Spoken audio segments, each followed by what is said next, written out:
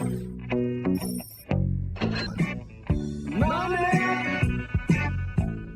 get away. Welcome to It's Our Money with Ellen Brown, a look behind the curtain of global finance and monetary control with one of the foremost experts in the field. Author of the bestseller Web of Debt and the Public Bank Solution, Ellen Brown's groundbreaking work began the movement to create new American public banks.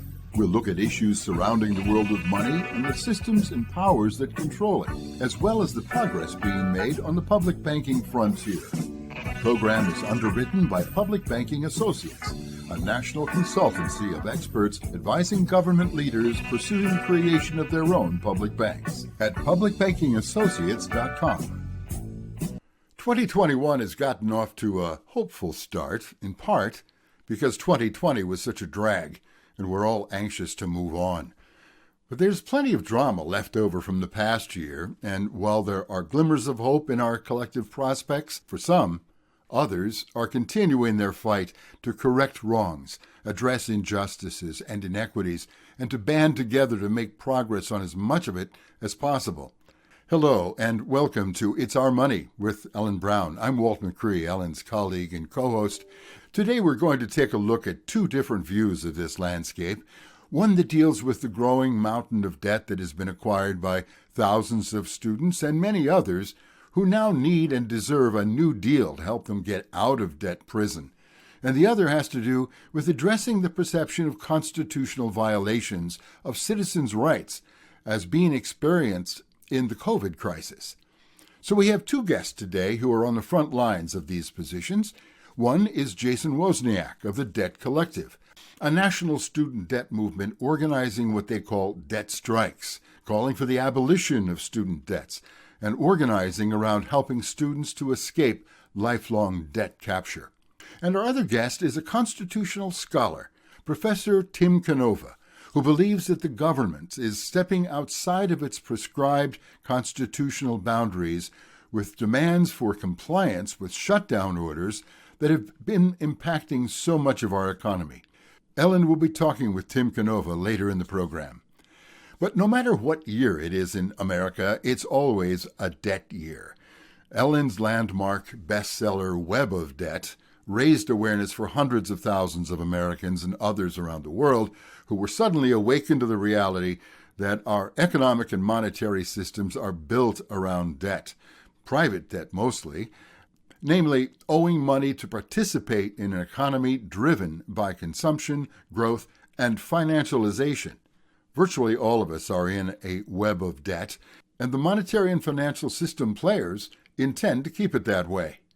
And clearly, this debt burden is not carried equally by all.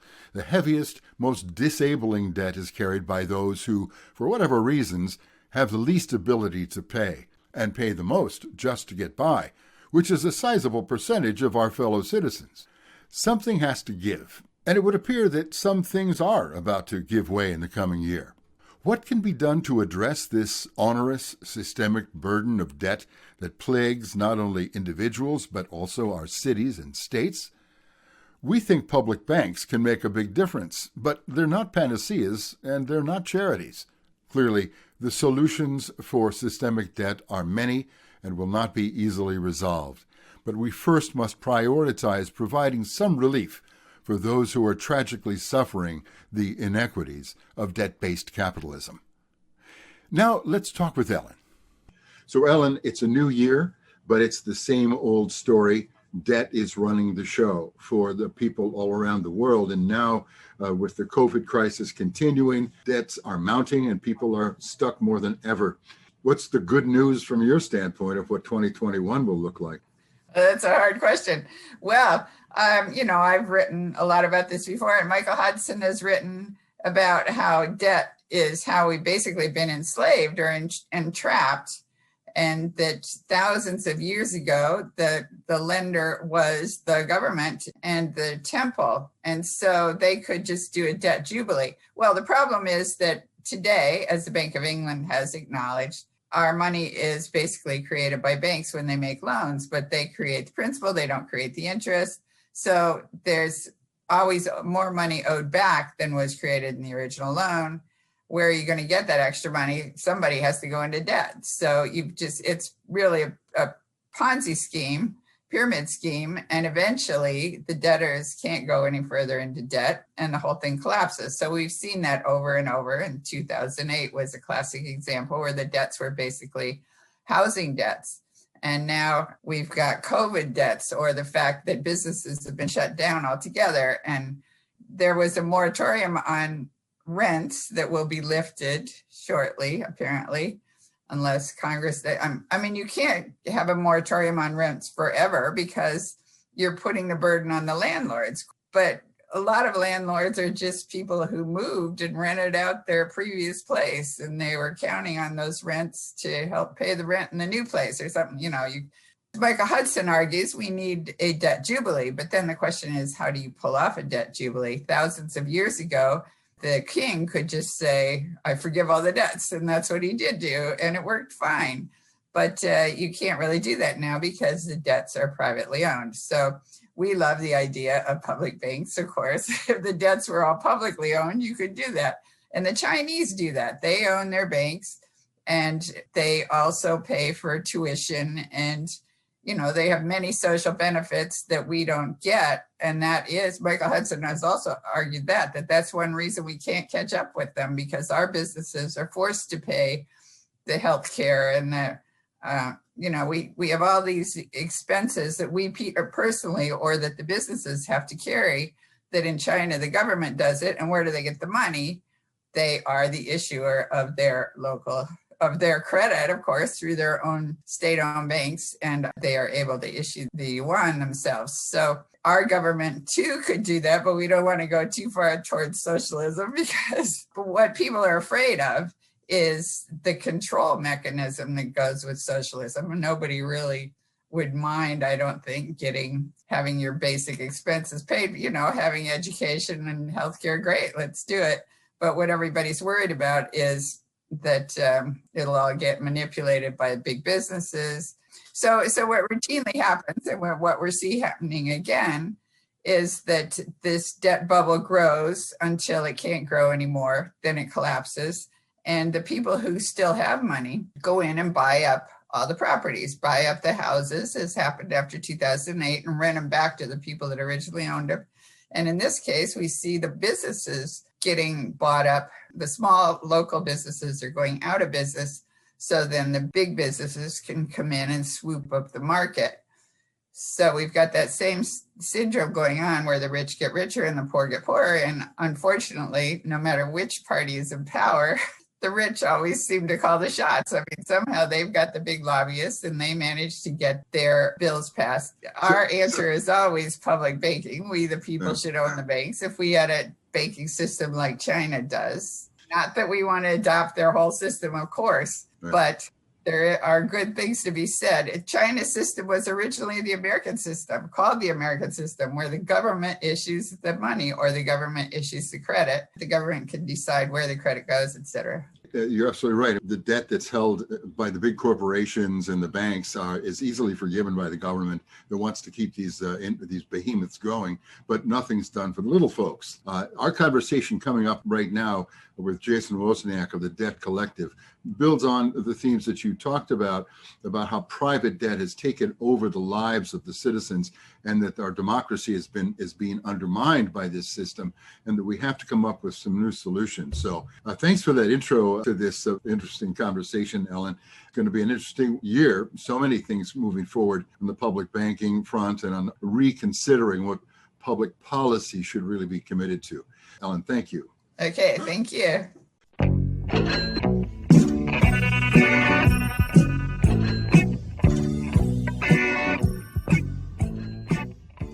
Well, I'm pleased to be joined by Jason Wozniak, an organizer for the Pennsylvania Debt Collective, and also someone who works actively in the same category around the nation, to address the issue of the growing and really seemingly unredeemable issue of student debt and other debts. Jason, welcome to the program. Much. It's a real honor to be here. I appreciate it. Well, tell us about what the debt collective is and how broad of a range of debt issues are you addressing? Yeah, that's a great question. So, long and the short of it, the debt collective has a rather long history insofar as it really started back during Occupy Wall Street. And the iteration then was known as strike debt. And so part of the initial impetus of the group was to really, as you mentioned earlier, to talk about not just student debt, but a variety of types of debt.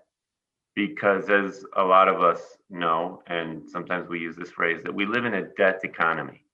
That one way to maybe think of the neoliberal economy is to think of it as a debt economy. And that is to say that debt and to the other side of that, credit, is at the heart of this economy that we live under today, and then in a lot of ways impacts our lives in so many different directions. So since its initial start, the Debt Collective has been engaged in the struggle for debt abolition, but also to abolish other types of debt, like medical debt, and what we call household debt. So not consumer debt. And this is an important shift for us, that the debts that most Americans have to take on are debts that they take on because wages are stagnant and public services have been gutted over the last 40 plus years. And so these debts are debts that you need in order to allow your household to reproduce itself and to function. So whether that be taking on, credit card debt to put gas in the car, or the bills that you have because of the doctor's visit and so on and so forth. These are the variety of different types of household debt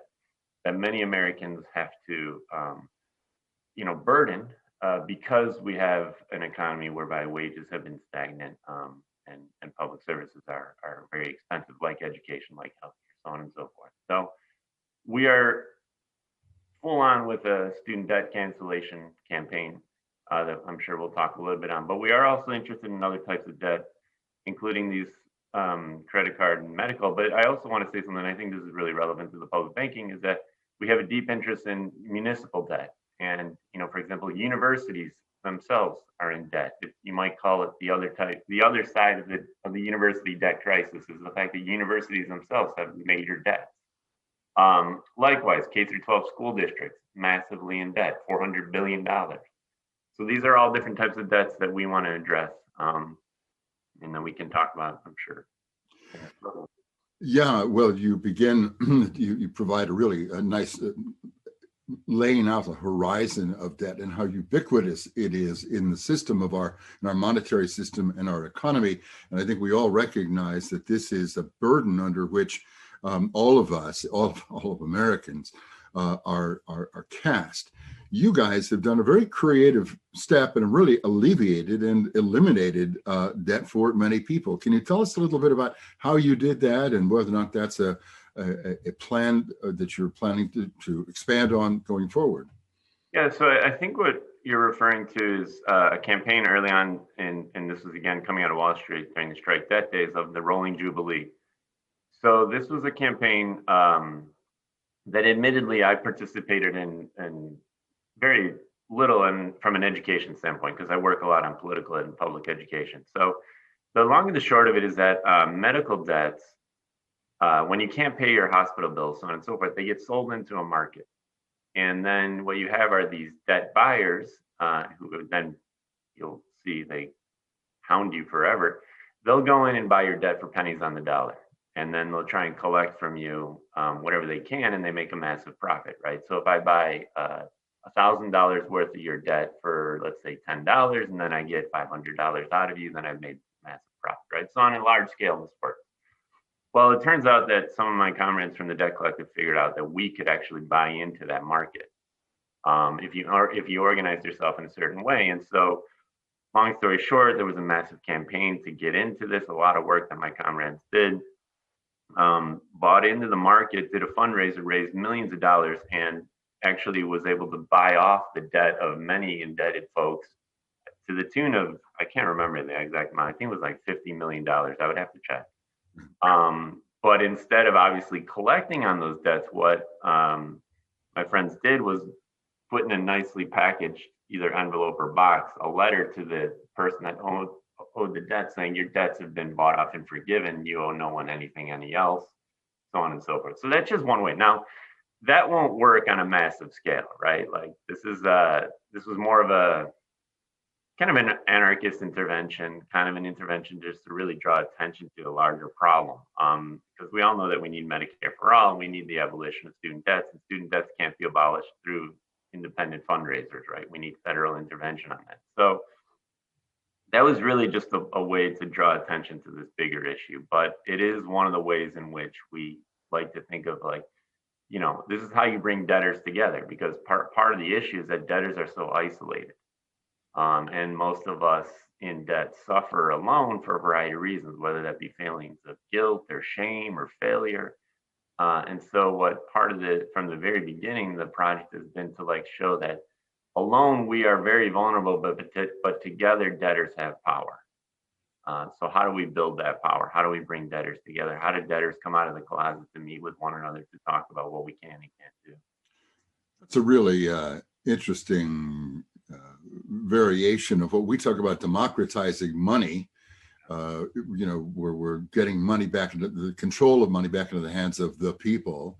Yeah. You're talking about democratizing debt. Yeah, well, if I think this is really fascinating. One of the reasons why I think the public bank is such an interesting and important intervention, because to be totally honest, like I'm not an economist. I study economy from like a critical theory perspective, but I'm not an economist. But I do think that one of the things that is so fascinating is that we have to rethink what democracy is or isn't in the debt economy. That in a lot of ways we're governed by debt, and that's to say on these large macro social way structures or social manners. So like if you look at just examples of Puerto Rico, you look at what happened to Greece, and then you look at what happens to, say, a school district like Philadelphia, or Chicago, where schools will get closed in order to pay creditors. That's not a democratic decision. You know, that's written into a contract where bond covenants state, and I know this specifically for Chicago during the Chicago closings, which impacted from, principally POC and poor folks, that in the covenant says that the creditors have first dibs on available resources and that the schools have to work with what's left. Now, if we had a public bank, theoretically, and you would know more about this, you can negotiate that. Like in times of crisis, we say, look, we're going to put money aside to make sure that our teachers, our students, so on and so forth, are served. But in the way that things work now, undemocratic decisions happen so that creditors always get their cut. And I think really that what we really stress in the debt collective is that the debtor-creditor relation is a power relation, and it's asymmetrical insofar as the creditor normally has enormous power over the debtor, which I think is something that the public bank really challenges. Yeah, that's you mentioned some really perfect examples of how upside down that makes our public policy making, because the commitments of a city budget that you illustrate in Chicago, Philadelphia, Los Angeles, and other places, they have to pay those debts before they can actually implement the investments in public services and in public resources. They have to pay Wall Street first. So you're absolutely target spot on with that analysis. And what do we do about it? This is the system that we're stuck in. And there's also a sense of almost like an ethical responsibility to pay debt. How do you deal with the people who say, look, you're going to forgive debts for people who took them on? Shouldn't they be accountable for them? Okay, so that's beautiful. And because I was going to say the other interest of mine that's really fascinating is the ethics of debt, and how there's a lot to say about this, right? But just to go backwards a little bit, the word debt in German Schuld means guilt and shame. And for hundreds of years, thousands of years, debt has been something that's been used as a means to make other people feel guilt and failure. It's kind of born. It's part of our country's DNA, and there's a lot of interesting books in the field of American studies about this. So part of what we try to do is to delegitimize the ethics of domination. That's a term by a Argentine philosopher, Enrique Dussel. And one of the things that Dussel says is that there's ethics of domination that reinscribe and reproduce these asymmetrical power relationships. And so it's through this ethical framework that says if you owe a debt by any means, you have to like give your blood, sweat, and tears to pay it off. That's a way to create a power relation and maintain that relation. And so one of the things that we work on, and we do this through like we have what we call Jubilee schools, which are 3 to 4 week training sessions. And one of the main focuses of the Jubilee schools is to say that that debt that you have been forced to take on is not your fault. And you should not feel shame about having had to go into debt to put, food in the mouths of your children, to get an education, to care for your elders, so on and so forth. That is not your fault. The ethical condemnation should be on the people that set up a system that has placed individuals and to a larger extent cities and so on and so forth in the situation whereby they are now forced to live their lives according to the debts that they owe. And so really there's an important, I think, and this comes into like public education, like how do we flip that script, that narrative around the ethics of debt to say like, we're not at fault for having gone into debt when we're just trying to survive and get by. But certainly when you take on a debt to buy an education or for any object, you do make a commitment. Say, look, I want to borrow your money and I promise you I'll pay you back. Right. That is an ethical stance and a responsible stance. At what point in that transactional relationship do things go wrong? Do you think that the system should be is suspect? Sure. And I think this is where we get into really interesting conversations about what we can call ideal and non-ideal philosophy. So with ideal philosophy, we would have this conception of like by under all circumstances, you have to pay the debt because you signed a contract and you made a promise. But when we do non-ideal philosophy, what we try and do is take into consideration context. And so an example would be, predatory loans or an example would be a payday loan. Now, I would argue that under a certain ideal philosophy framework, you would say, well, the person that took out the payday loan has to pay that loan because they signed a piece of paper and a contract, so on and so forth. But I could make a good argument saying that, yeah, but when someone is under the situation whereby they have to take out a loan because of a certain social context, because of a long history of oppression, so on and so forth, then in actuality, I can make an ethical argument that they should not pay back that lender. Now, in the case of education, where we're talking about student debts, what we need to realize is the history of where the student debt problem comes from. We need to remember that at a point in our country's history, higher education was for the most part free, and or you could work a part-time job and pay off your tuition. Now that changes drastically in the 1970s and 80s and onward, whereby as soon as we see a massive push in social movements to have more inclusion in universities, there's a tax revolt led by Ronald Reagan and other people. And, you see this in what's called the Trilateral Commission. They actually say there's too much democracy, there's too much uprisings happening on campuses across the country. How do we keep that down? Well, one of the ways you keep that down is you jack tuition, you cut funding on the state and federal level for higher ed, and then you force people into a debt relationship. And, education today is unattainable for the majority of people in this country without going into debt. And so I would argue that this is one of the reasons, too, why we're not asking for debt forgiveness, because no one did anything wrong. We're asking for debt abolition, which is to say, again, that we're challenging this ethical framework around the notion of a contract and so on and so forth. So abolition and forgiveness are different. You're making a distinction between the two. Yeah. Would you speak a little bit more about how they're different?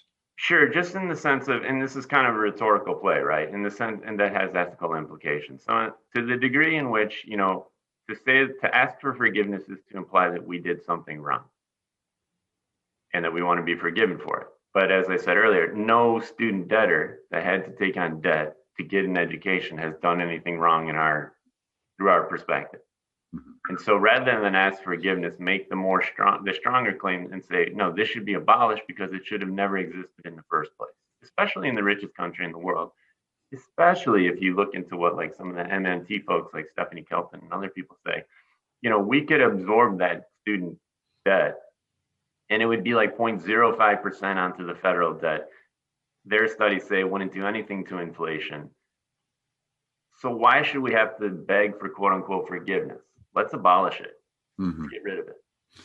So the idea of a debt jubilee, our friend and colleague, Dr. Michael Hudson, talks about the jubilee going back thousands of years to Sumer, where a new administration, as it were, or a new kingship or leadership would come in and forgive the debts to the kingdom. For the sake of, and most of them were agricultural, for the sake of keeping the system going, for being able to keep people in the game. What I hear you describing is much more a systemic, an attack or an approach to systemic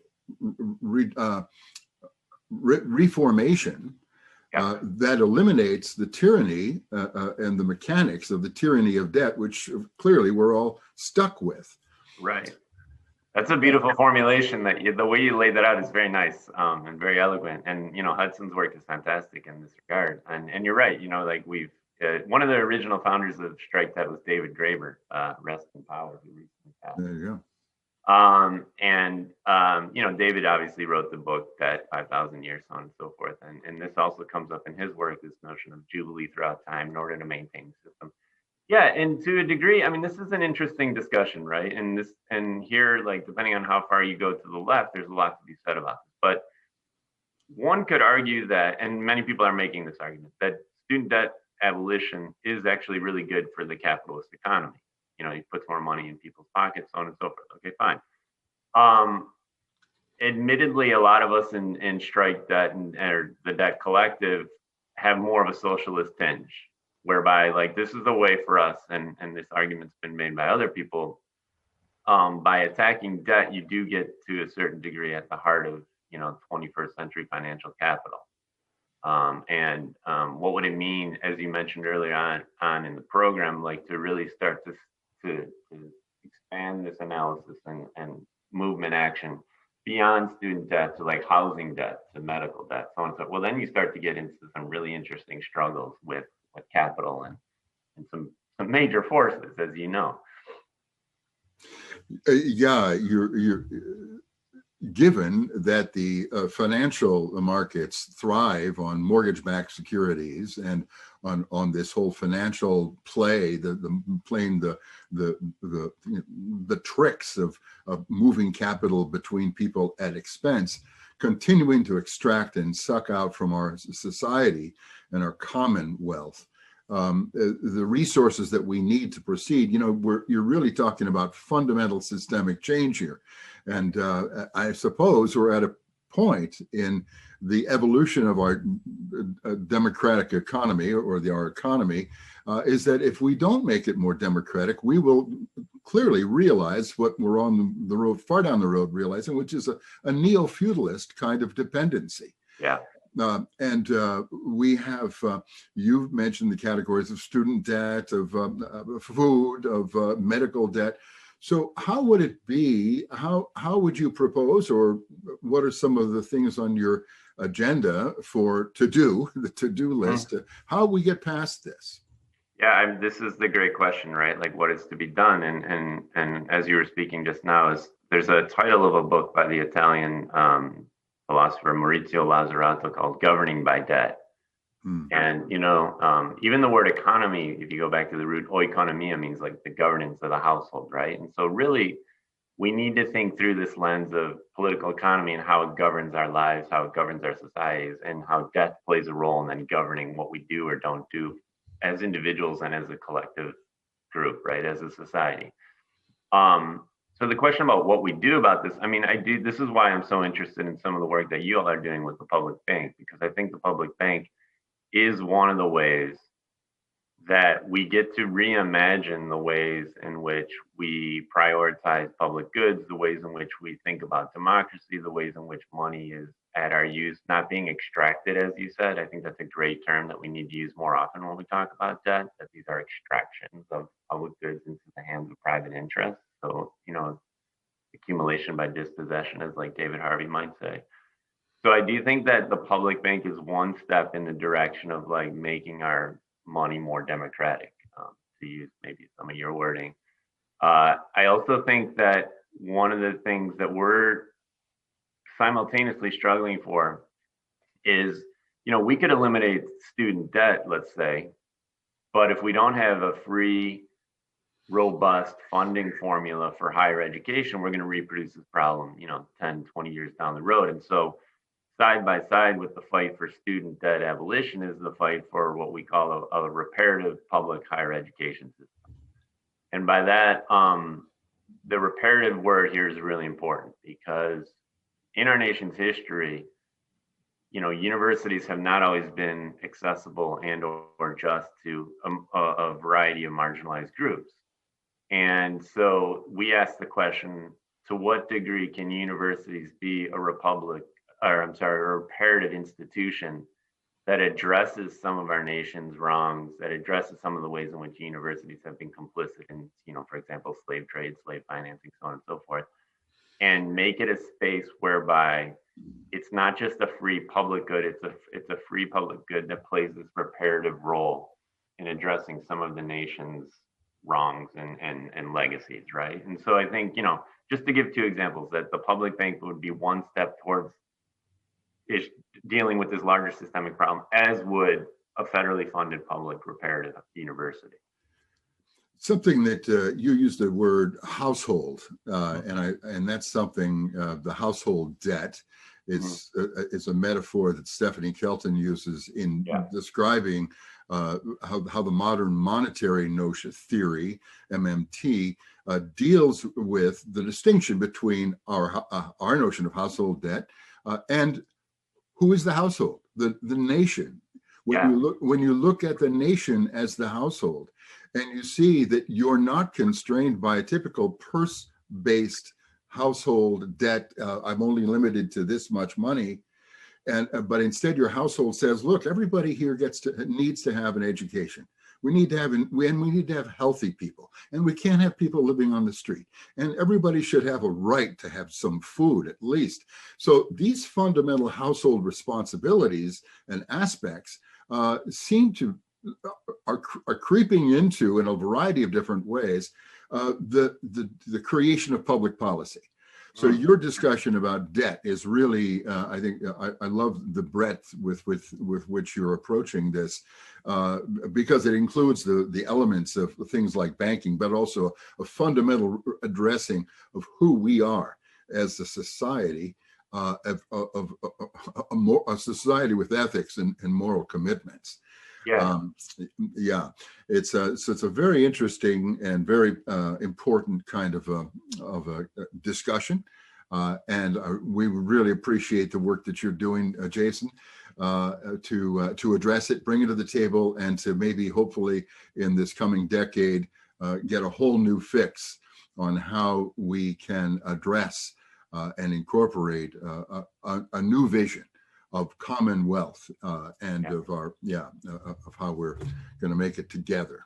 Yeah, and I just want to give a shout out to all the work that you all have been doing here. I'm in Philadelphia as well, and with Stan, and then I always miss neighborhood networks. There's a neighborhood I always forget, but neighborhood networks. Yeah, the work that the neighborhood networks is doing around this issue of public banking is so important, and I just want to really say that we admire all the work that you all have done. How you all have opened up new horizons of thinking about what money's for and who gets to control it, and therefore democracy and ethical questions. So yeah, just a ton of respect for all the work that you have put into this. Thanks, Jason. Thank you very much. It's actually an exciting time to be here, and to my generation, which got its feet into street activity back in the 70s and 60s.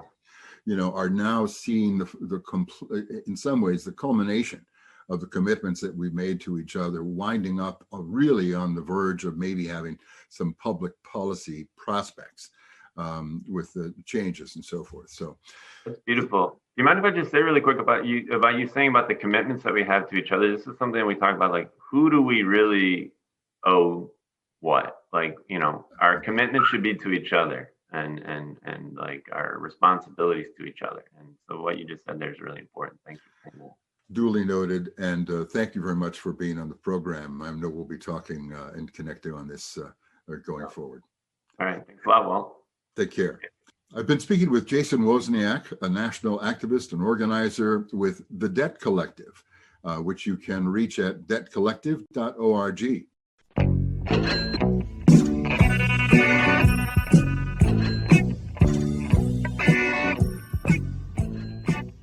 I'm pleased to be talking with Tim Canova, Professor of Law and Public Finance at Nova Southeastern University in Florida, and a recent addition to the Public Banking Institute Advisory Board. We're delighted to have you.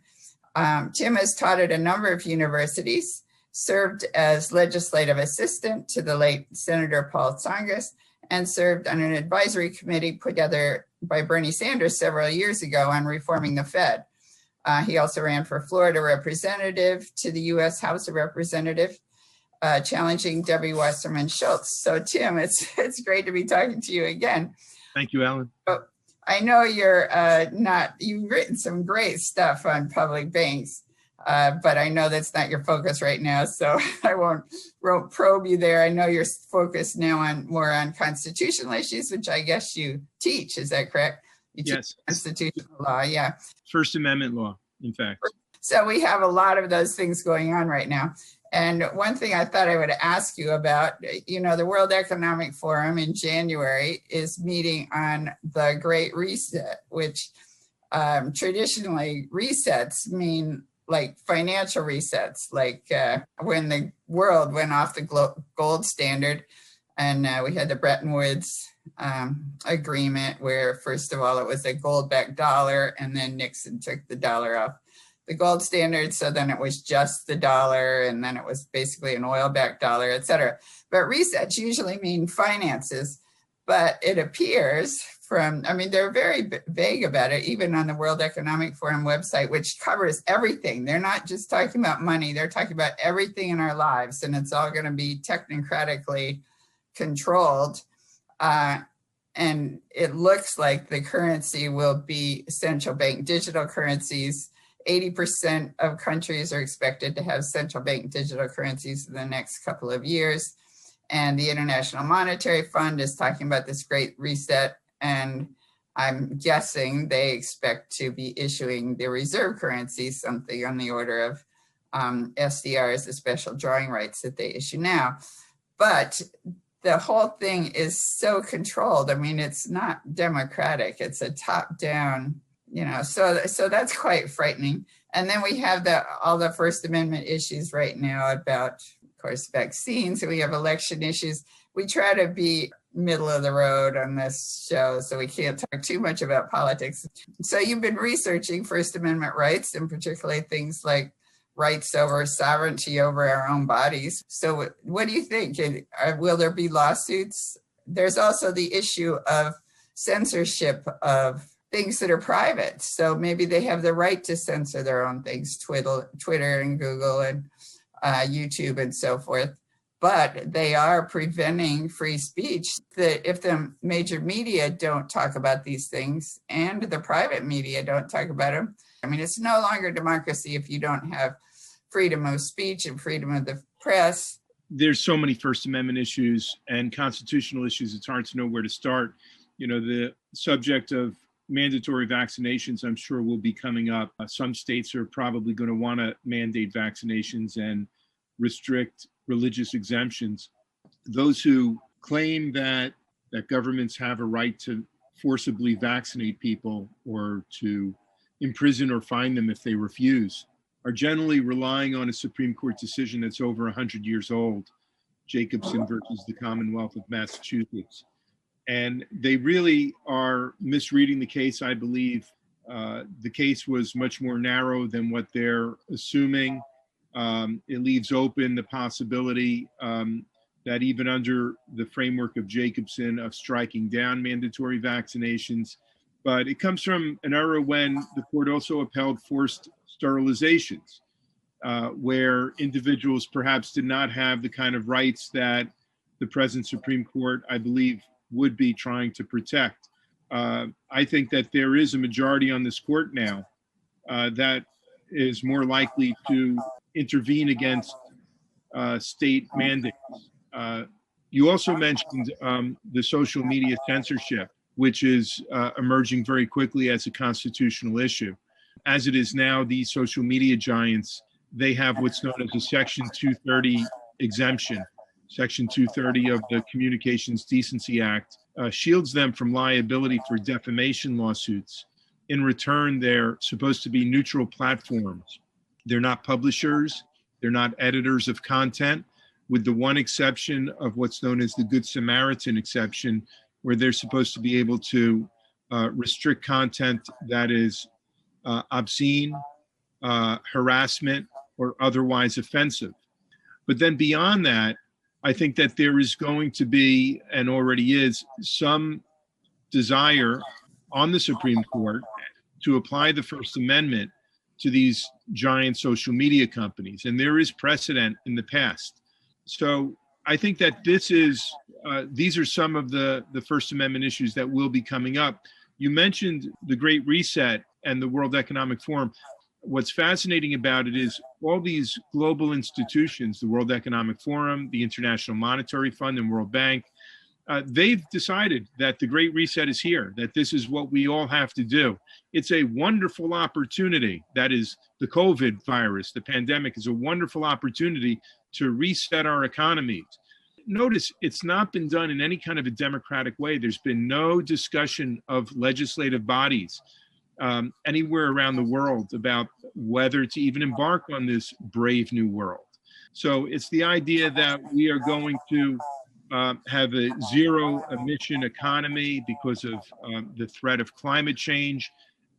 What does it look like to have a zero emission economy? Plus, if airlines don't let you fly, if employers don't let you work, if stores don't let you shop, yes, where do you get your food? And then there's this argument that you're a danger to the public, if you're not vaccinated or whatever. So I do think there's going to be a ton of lawsuits challenging this, and my guess is they will go up to the Supreme Court. The United States might be culturally and institutionally less inclined to join that Great Reset than some other countries that don't have as strong a Bill of Rights and a stronger tradition to protect individual liberties. But I don't think it's something that we can take for granted here either. So if it were challenged, there are grounds for challenging it, even though it's a private airline or well, yes, they're open to public accommodations. So the civil rights statutes apply. To what degree they would apply in this instance, I'm not sure. One would hope, of course, that the Congress of the United States would have something to say and not just sit on the sidelines. But it's all too apparent that so many of our institutions, including the legislative branch, have been influenced and perhaps corrupted by some of these large corporate interests that are behind the Great Reset, which include big Wall Street financial institutions, big pharma, big technology companies. So I'm not quite sure if putting our trust in these representatives will get us very far. What about the possibility of, can you sue like Amazon for antitrust? Here they've destroyed all the small businesses. This was a government mandate. It's not, you can't say the virus destroyed them. It was the government, state governments that have shut down these businesses. And then they've let the large businesses stand. Is that a constitutional issue? Well, there are antitrust concerns, I think, that the Department of Justice and the Federal Trade Commission should have been pursuing for many years, not just against Amazon, but against Facebook and Twitter and Google for monopolizing industries. And if they felt the laws were not keeping up with technology, they should have been seeking to amend the laws so that they would have better interpretations of antitrust prosecutions in the courts. However, I do think that there's also plenty of room for private lawsuits to push back. For instance, when a governor puts out one of these executive orders that close down small businesses and allow superstores to stay open, one could argue that that is a taking of private property without just compensation, a violation of the Fifth Amendment, applicable to the states through the 14th Amendment. So right there, that's a pretty good grounds for challenging these edicts as an improper taking of private property. And, you know, the recent Supreme Court decision, again, in I think it was the Catholic Archdiocese of Brooklyn against Andrew Cuomo, both Gorsuch and Alito's written opinions were very encouraging. The idea that even in emergencies, you don't, the Constitution is not suspended. If you're suspending the Constitution every time an executive declares an emergency, then we don't really have rights. We have just permissions. That you could have executives putting big parts of the economy out of business, destroying families, destroying family-owned businesses, and no repercussions whatsoever. Another legal recourse, which I think we see happening in Colorado, where the governor's executive orders have put hundreds of small businesses out of business, are 1983 claims. Section 1983, 42 U.S.C. 1983 is a federal statute that allows for private plaintiffs to sue for damages for deprivation of their civil rights and constitutional rights under color of law. And that's exactly what we see has happened all over the country. I hope that there are a lot of 1983 claims. I hope there are a lot of Fifth Amendment claims for unlawful, unconstitutional takings without just compensation. I think that these governors should be liable and the state governments should be liable. This should never happen again. There should really be investigations of this whole narrative, and we should be doing the investigations. You know, quite often, you know, we want criminal investigations. I don't have much faith that the Justice Department or the FBI is capable of doing much of anything. There should be legislative investigations. Congressional committees should be holding public hearings on all of these issues. But whenever they've held any hearings during this COVID, they have Dr. Anthony Fauci, and that's about it. They don't have dissenting scientists. So the problem is we've got one kind of science. It's the official established science, like an official established church. And the CDC is the high priest of it. Political scientists have just forgotten all about captured agencies, all about the idea that our regulatory agencies could be captured and are regularly captured by the industries they're charged with regulating. Bernie Sanders used to talk about this all the time during his campaigns, how the FDA has been taken over by Big Pharma. And the greatest threat to our health is that Big Pharma will what? Charge us 10 times what they should, or what other people around the world pay for their drugs, that we don't get generic drugs. If only that was the extent of the capture, that we're paying extra for drugs. There's a real possibility that the capture has reached a point where they're able to declare pandemics that are not real pandemics. Yeah, which means shutting down your business, which means removing your livelihood, which is an unconstitutional taking of property without due process. Exactly. Well, you know, I'm not practicing law now, but I am working with others who are. I teach instead of practice, but I've been consulting with a number of people bringing lawsuits. And again, I do think the takings type of a lawsuit is a perfect one that hasn't happened yet, as far as I know, but it should. And the Section 1983 claims, I think, are just beginning to rev up. Oh, that's great. So how do you define due process? Like, what should they have done in the case of lockdowns? Well, for the takings argument, it's the Fifth Amendment prohibits a taking of private property for a public purpose without just compensation. So it's not even really making a due process argument as much as everyone deserves just compensation for their businesses being wiped out. One could argue about due process as well. The 14th Amendment due process clause was used in many important cases. Early in the 1900s, it struck down economic legislation, such as health and safety regulations, as violating what was known as substantive due process. And it gave the substantive due process doctrine a black eye. I'm not sure how a due process argument would pan out. There's a good separation of powers argument as well. that governors should not be declaring emergencies. Legislative branches should be involved in that. Now, if it's a real emergency and a legislative branch can't meet, maybe there's an argument that a governor can take some immediate action. But these emergencies have been going on for months while legislative branches have been largely silent. Other countries are looking to us. Like you say, they don't have strong Bill of Rights like we do. And so it has to be fought out here, it seems to me. It seems that way to me too. I think the United States is at a real important crossroads right now. And should we go down the wrong pathway next year in 2021, it's going to look real bad for the rest of the world. I do think the rest of the world is looking to the United States for leadership here.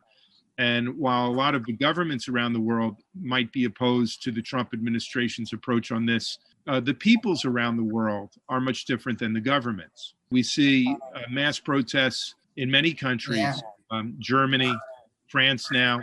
People are standing up. In some countries, the people don't even have the freedom to stand up and protest.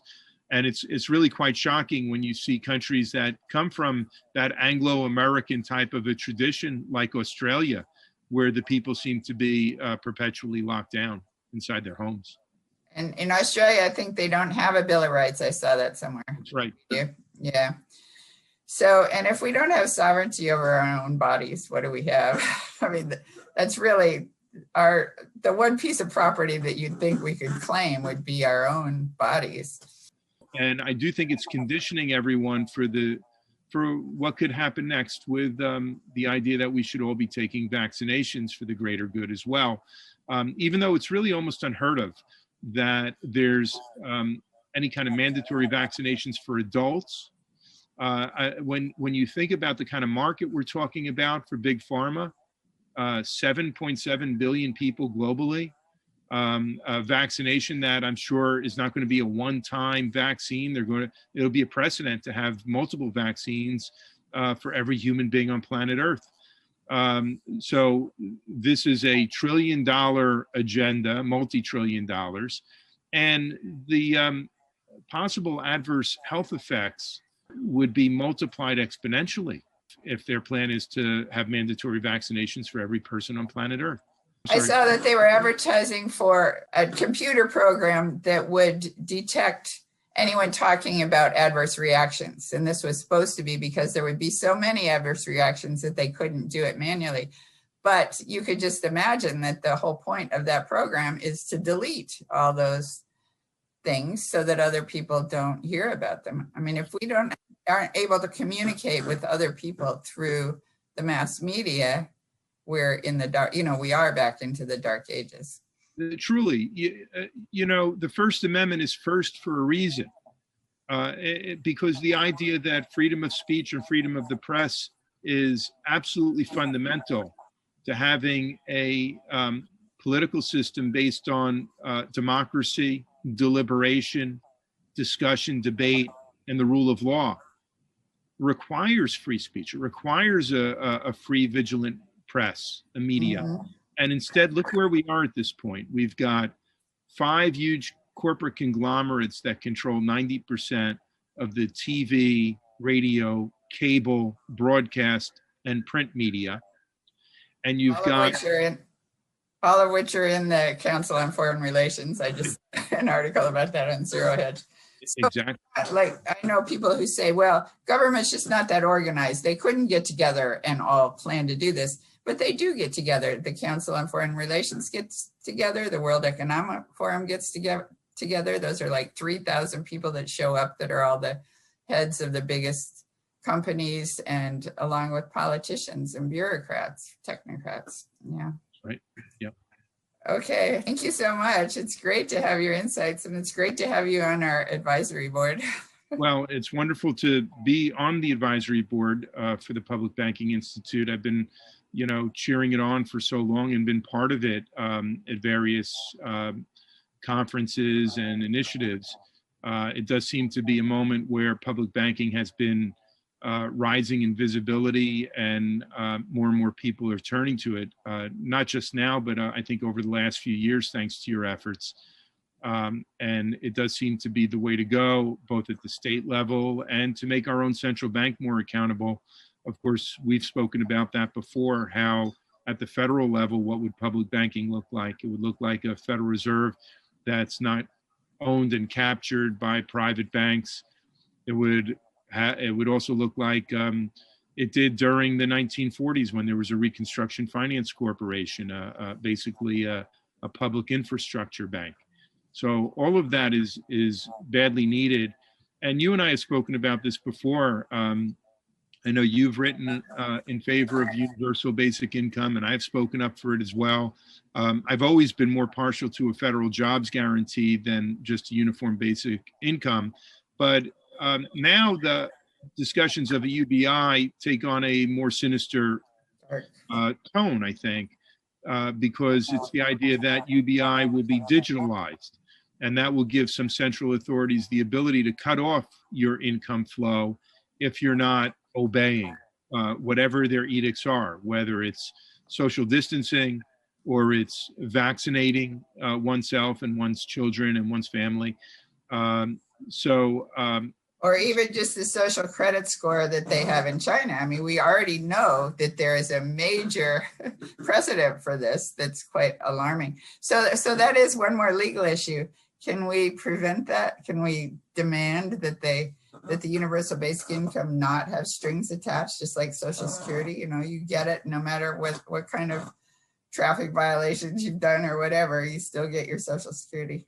It's going to depend on a lot of lawyers willing to bring lawsuits and plaintiffs willing to fund a lot of those lawsuits. So I do think that there's a good opportunity to push back on these kinds of edicts. UBI is by its very nature state action. It's money coming from the federal government or state governments perhaps, and therefore putting strings attached that violate individual autonomy and individual rights, I think would be very problematic, I would hope.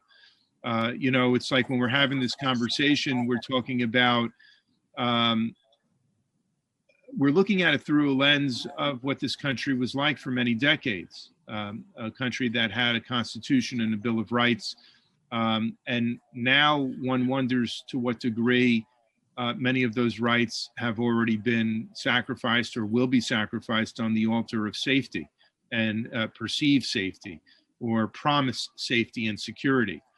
And, you know, it reminds me of, I think, what Ben Franklin once said about those who sacrifice freedom for security will end up with neither and deserve neither.